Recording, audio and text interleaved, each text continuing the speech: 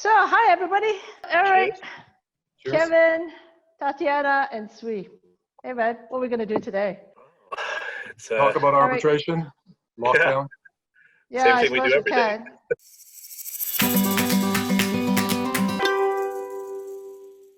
Okay. Hey, anyway, guys, really thank you for coming along and having this chat. And I hope that you're going to enjoy the glass of wine.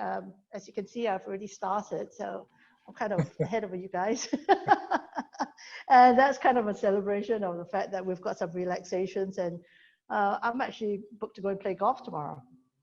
So Kevin, you poor man, a Canuck in Singapore, you're the one who's locked down. Although for our international viewers, we can drink wine at 5 because of course it's a holiday today, and this is not the normal stay-at-home protocol. How's it been going? It's been going good. I think that sort of when you look at the large picture of arbitration, really the institutions have been preparing to be able to do something like this for years. And arbitration is pretty resilient, pretty adaptable, it's flexible. And so sort of in a very difficult, tragic situation, I think that the arbitral institutions are very able to run things remotely. We had started with split teams at SIAC. Now we're all working remotely. There's nothing quite like having those documents in front of you and having it all spread out over your desk. But now with all the soft copies, I think that it's running just about the same as it would when we're physically in the office. I think that one thing that surprised me, and I'd be interested to hear from HKIAC and AIAC, is that I am surprised how busy it is. I thought that during this time that things would slow down, we could start doing some personal administration, but it is extremely busy. Cases are being filed at pace. I think that we have 3 emergency arbitrations ongoing right now, and that's a pretty good indicator for arbitration. The fact that people are still filing, parties are still filing, they're confident in the process, and the institutions are sort of who sees it first. So it's a good indicator for arbitration generally. That's good. Yeah. Actually, it's true. I mean, I found that from my perspective is that the lawyers and the arbitrators are all happy to proceed virtually, but it's the parties who are just are still struggling, I think, with getting all their stuff online. And I hope that this is going to improve going ahead, you know. Yeah. What's going on in Hong Kong, Eric?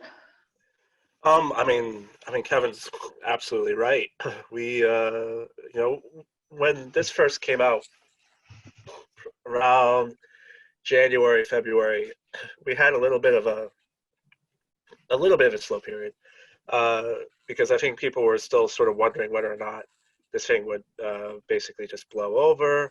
And I think when in February, people started realizing, oh, this is actually a much bigger deal. The dam broke, and suddenly we had, you know, we were very, very busy. And you can see that, like in Hong Kong, the courts have been closed since February. They finally just reopened today, and the registry has a line almost literally a mile long out the courtroom, across the sky bridge, which leads to the court, down the stairs, into the street. And so it's clear that people have been, you know, put on hold for a period of 3 months.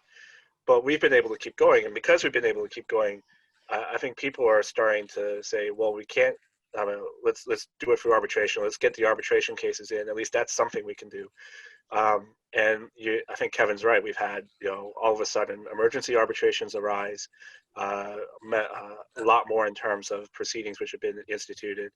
And I mean, I'm going to be talking more about this on Friday and next week, but almost all of our hearings now have at least some virtual component, which has been factored in. 85% of our cases from April and May are now virtual in some way, shape, or form. 65% of all our inquiries are in relation to virtual hearing or virtual hearing services. And so it's fundamentally changed how arbitration is conducted in the space of 30 to 60 days. So that's pretty amazing, actually. And I think that, you know, people are starting to realize that we can't keep waiting for this to blow over. It's not going to blow over. It's here to stay. So we just got to embrace it and move on with it. Yeah. But I think that here in Malaysia, we've got some additional problems as well, because some of our statutes here are unfortunately requiring personal service. And I mean, Tanya, even the initial, what should I call it, notification of closure, the physical AIAC. I mean, that had some problems as well, didn't it? Yeah. I mean, in Malaysia, we're currently addressing two different problems. One is the ongoing appointment of a new director, and two, the COVID situation. So for us, the problem started after our late director passed away on the 8th of March. And it was 10 days before the very first movement restriction order has been implemented here in Malaysia. Oh. Certainly, it largely affected, significantly affected adjudication matters, because Section 38 of the Construction Industry Payment and Adjudication Act requires the parties and adjudicators to serve hard copies. Therefore, we're not able to register new adjudication matters as well as appoint adjudicators for two different reasons. So adjudication was put on hold, basically. Arbitration was less affected because all communications, they can be done by way of emails. All filings can be done by way of emails at the AIAC. But certainly we also experienced some delays here in arbitration, mainly because of the absence of the director currently. Because certain decisions under the AIAC Arbitration Rules 2018, they require consideration and decision of the director. But overall, yes, the case management workload decreased because of the adjudication matters. However, we also, treated it as an opportunity to develop new projects. For instance, we introduced the AIAC, the very first AIAC webinar series, which has been so far very successful. And we're also about to release a new project for young practitioners and students. So, talk about webinars. I mean, we talk about online hearings and everything, and I'm resigned to the fact that actually, as an arbitrator, adjudicator, basically, I have to embrace online hearing or leave the business. There's no two ways about it. Webinars is an interesting one. I mean, all of a sudden, all of us are doing webinars, but that's because everybody's at home and able to listen in. You think that this is going to carry on? We're all back at work, everybody's busy. You think anybody's going to dial in to watch Kevin Nash speak, for example? It was a short ribs recipe, though. I mean, yeah.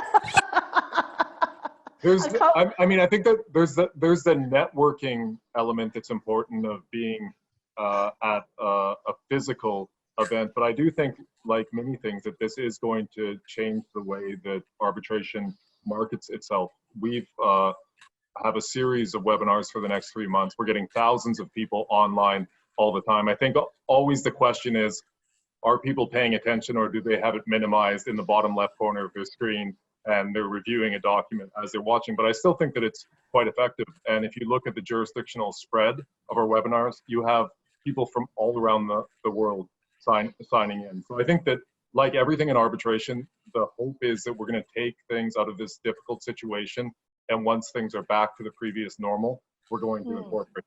The question is, say, for the first case management conference, does that really need to happen in person as we continue to refine and get better at our virtual hearing capabilities?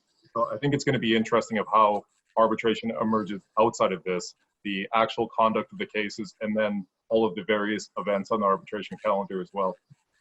Yeah, it also depends on how many queries you had about your short ribs recipe. I think a lot. A lot. If I can chime in a little, I mean, the webinars, I think, is not a creation of COVID. I mean, people were doing webinars before, maybe not to so much exposure, but I mean, I remember one of the last trips that I took right before the travel restrictions came into play was, the Arbitral working group session in January, which took place in Vienna.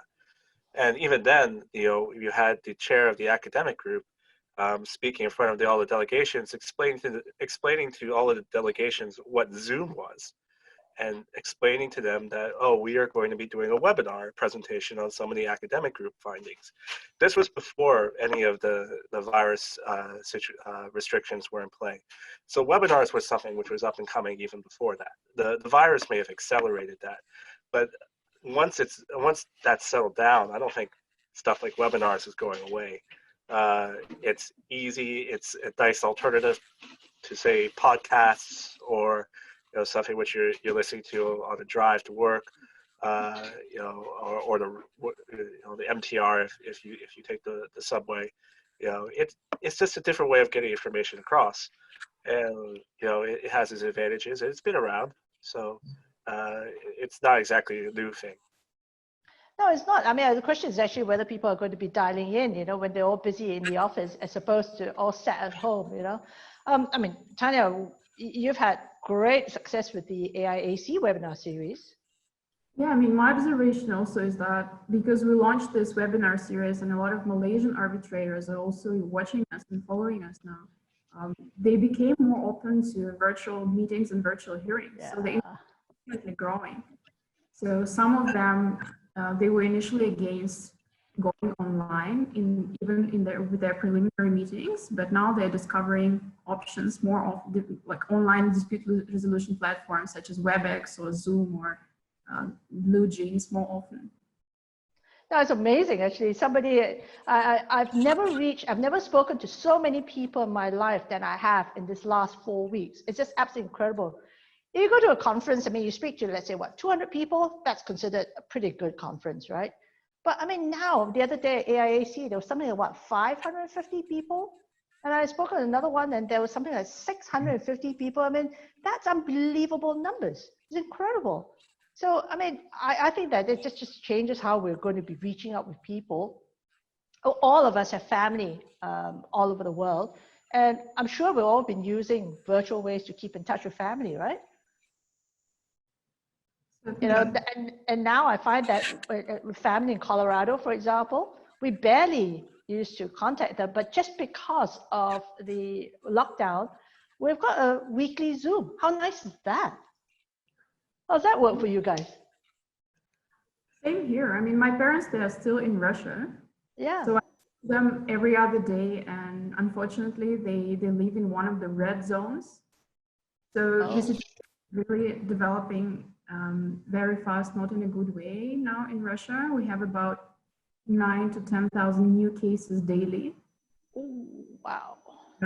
Yeah, I mean, I'm doing my best to support them. Luckily enough, there's quite a few small and mid-sized businesses which still, deliver food and everything, which is, be needed during the isolation.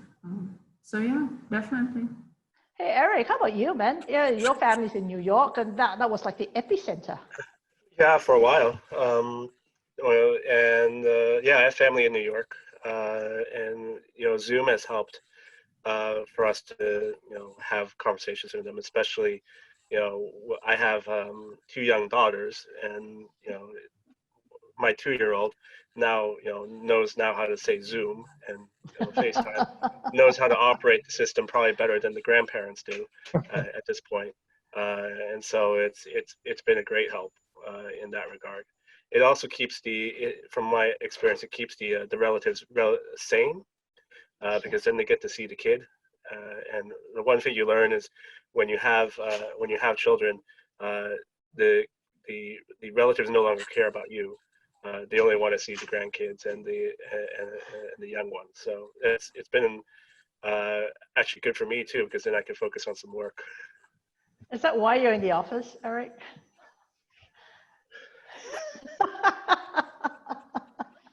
Kevin, you're a hell of a long way away from your family.